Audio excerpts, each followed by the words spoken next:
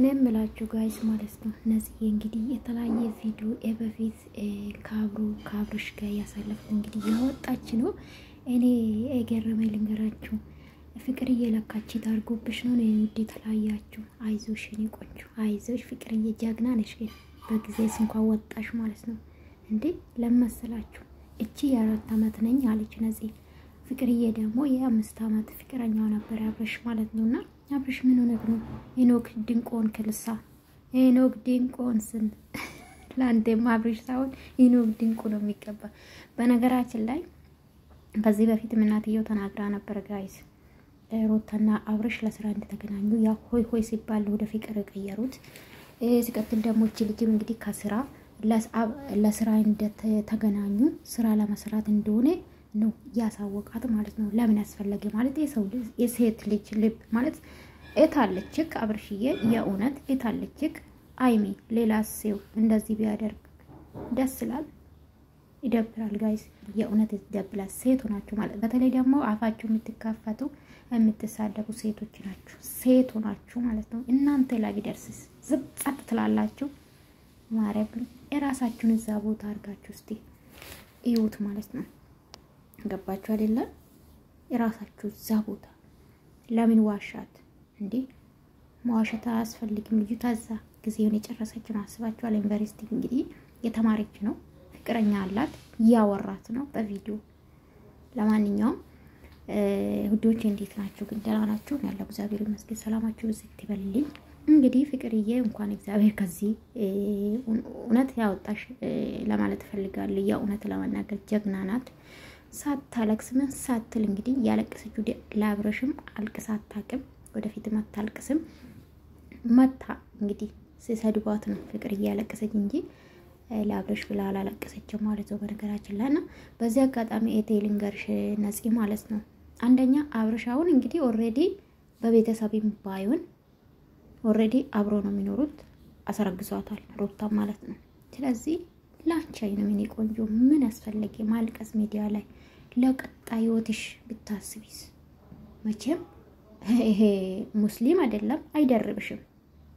ሙስሊም ቢሆን እስከ 4 ወንድ ስለሆነ እስከ 4 ይፈቀድላታል። ስለዚህ ከዛ ይወት ቢትውጪስ የራስሽን ላይፍ ብትኖርስ ለዩቲዩብ ከሆነ ዌልካም ለማለት ፈልጋለሁ። በተረፈ ግን ምንም አይጠቅምሽም ምንም ማለት ነው። ገባችሁ አይደለም? እንደዚህ አይነት ወንድ እኔ አላለክስለትም ይቅርታ አድርጉልኝ። እንደዚህ አይነት ወንድ ከዛም ገዛም መንከስከስ አይመቸኝም።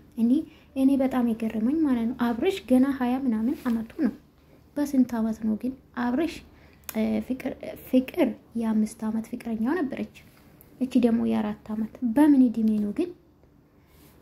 በጣም ነው የገረመኝ በጣም ማለት ነውና ከዚህ በፊት ታውቃላችሁ የምታስታውሱ ከሆነ ብዙ ሴቶች አስለቅሻለሁ ነው አለ በሚዲያ። ለዛም ያ ቪዲዮ ጠፍቷል። እኛ ግን ካሜራው አላጠፋንም። ያ ቪዲዮ ያው ምንድነው ኢንተርቪው ተደርጓል ነበር። ያ ቪዲዮ ጠፍቶ ነበርና እዛ ላይ ብዙ ሴቶች አስለቅሻለሁ ከዚህ በኋላ ግን አላስለቅስም ሲላችሁ አልነበረም? አስባችኋል? ይሄው እየወጡ የሰውን ባጥሩ አይደለም አብረሽ በዚህ አጋጣሚ ማለት ነው። እውነት እንደዚህ አይነት ግንኙነት ውስጥ ከነበርክ እንደዚህ የዋሸ ከነበርክ እንደውም ልጅቷን ይቅርታ ቢጠይቃት አሪፍ ነው ብዬ አስባለሁ። ለምን የትዳርክም በስነ ስርዓት ለማኖር ማለት ነው።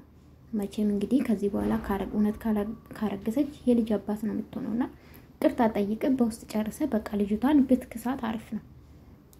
ገባችሁ አይደል? ጊዜ ነው በላባት እና ነዚህ አንቺ ደግሞ ወደ ራስሽ ተመለሺ።